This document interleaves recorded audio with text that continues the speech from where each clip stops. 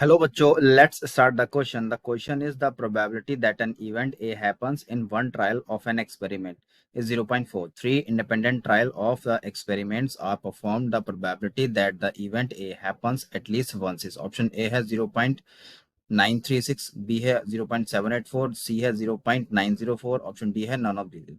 अब इस क्वेश्चन के हम की कंसेप्ट के बारे में यहाँ पे डिस्कस कर लेते हैं।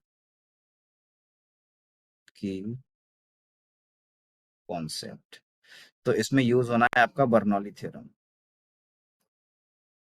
Okay, Bernoulli theorem. तो बर्नौली थ्योरम होती क्या है, हमारे पास जो probability of X equal to R होता है यहाँ पे, और फॉर्मूला होता है आपका एन सी आर, और पी की पावर कितना हो जाएगा आर, और क्यू की पावर क्या मिलेगा एन माइनस आर, जहाँ पे पी क्या है आपका सक्सेसर और क्यू आपका क्या है फेलियर। ठीक है, इसी के बेसिस पे हम क्वेश्चन की तरफ बढ़ते हैं।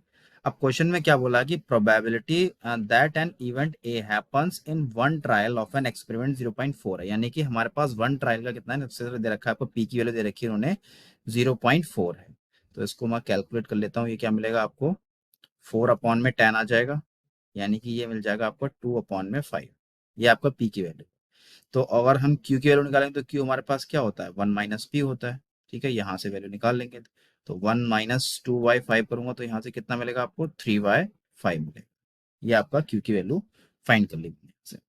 अब मुझे क्या निकालना है, क्वेश्चन में पूछा गया है कि the three independent trial of the experiment are performed करना है, यानी कि P1 P2 P3, probability that the event of happens at least once के लिए। ठीक है, तो अब हम निकालेंगे यहाँ से इक्वल्स टू क्या मिलेगा, probability of x equal to 1 पर निकालनी पड़ेगी मुझे, plus probability of x equals to 2 पर फाइंड करनी पड़ेगी, और plus probability of x equals to 3 पर फाइंड करनी पड़ेगी। यहाँ पे हमने बर्नौली थ्योरम जो हमने पीछे डिस्कस करी थी वही फॉर्मूला यहाँ पे यूज करेंगे। ठीक है, टोटल हमारे पास जो n है वो आपका क्या मिलेगा 3 मिलेगा यहाँ पे।